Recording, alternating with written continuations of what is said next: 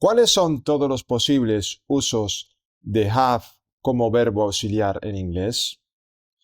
Pues verás, en este vídeo vamos a responder a esta pregunta explicando los diferentes significados y usos que puede tomar esta palabra cuando asume el rol de verbo auxiliar en las oraciones.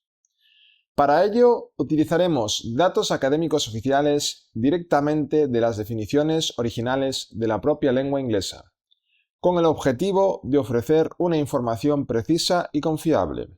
Es decir, nada de suposiciones, ni reglas genéricas, ni explicaciones superficiales, sino que puro conocimiento contrastado, analizado directamente desde sus raíces más profundas. ¡Comenzamos!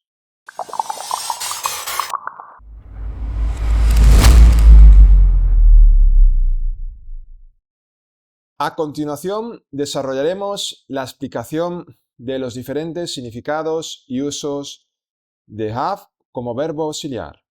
Comenzamos con el significado número 1.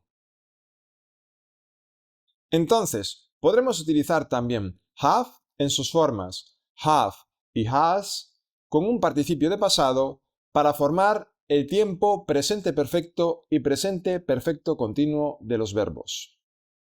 Utilizando has para la tercera persona del singular y have para el resto de los casos. Veámoslo ahora sobre un ejemplo práctico para entender cómo funciona. He has finished his English homework.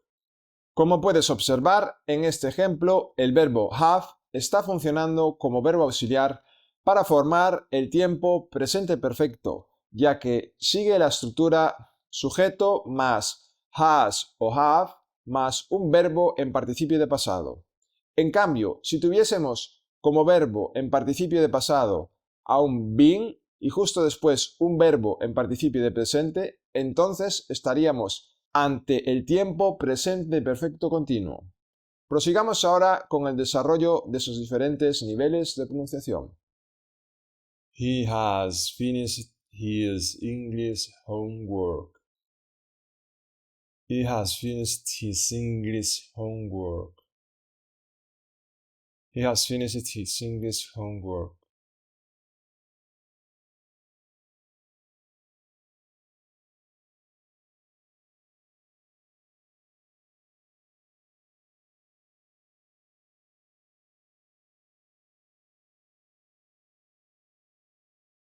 Seguimos con la explicación del siguiente uso de have como verbo auxiliar. Vamos con el significado número 2. Utilizaremos también have en su forma del pasado had en combinación con un verbo en participio de pasado para formar los tiempos pasado perfecto y pasado perfecto continuo de los verbos. Veámoslo ahora sobre un ejemplo práctico para entender cómo funciona.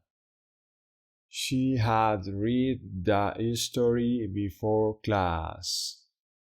Como puedes observar, en este ejemplo el verbo have en su forma del pasado had está funcionando como verbo auxiliar para formar el tiempo pasado perfecto, ya que sigue la estructura sujeto más had más un verbo en participio de pasado. En cambio, si tuviésemos como verbo en participio de pasado a un been y justo después un verbo en participio de presente, entonces estaríamos ante el tiempo pasado perfecto continuo. Continuemos con el desarrollo de sus diferentes niveles de pronunciación. She had read the history before class. She had read the history before class. She had read the history before class.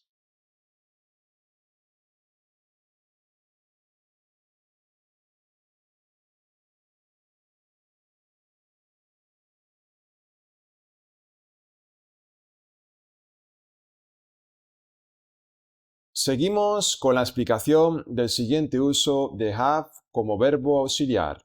Vamos con el significado número 3. Utilizaremos también have en las preguntas de confirmación siempre y cuando have haya actuado como auxiliar en la primera parte de la oración.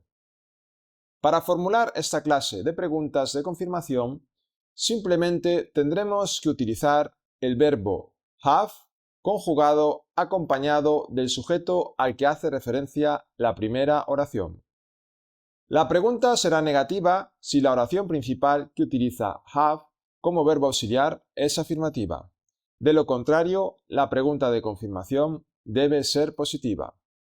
Ahora bien, si en la primera parte de la oración have actúa como verbo principal, entonces la pregunta de confirmación debe formularse utilizando el verbo auxiliar do en lugar del verbo auxiliar have.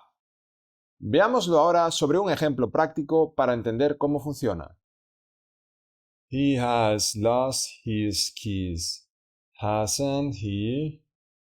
Como puedes observar en este ejemplo, el verbo have está funcionando como verbo auxiliar para formular una pregunta final de confirmación sobre la oración principal.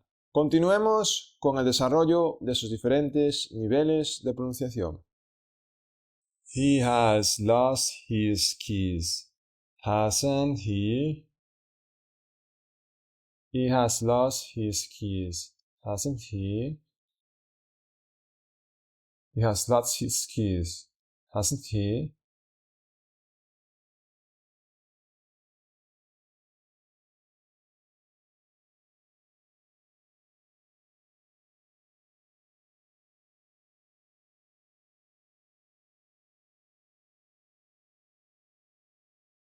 Seguimos con la explicación del siguiente uso de have como verbo auxiliar.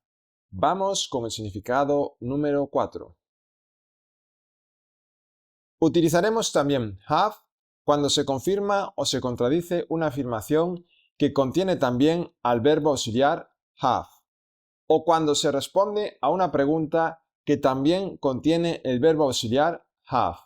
En el caso de necesitar confirmar, contradecir o responder una pregunta donde have esté actuando como verbo principal, entonces utilizaremos el verbo auxiliar do para confirmar, contradecir o responder una pregunta. Veámoslo ahora sobre un ejemplo práctico para entender cómo funciona. You haven't played today. Yes, I have.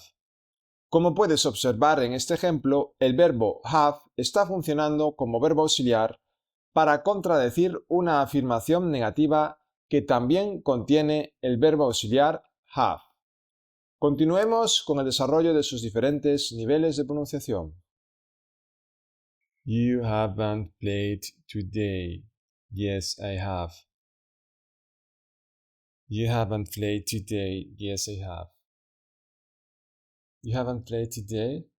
Yes, I have.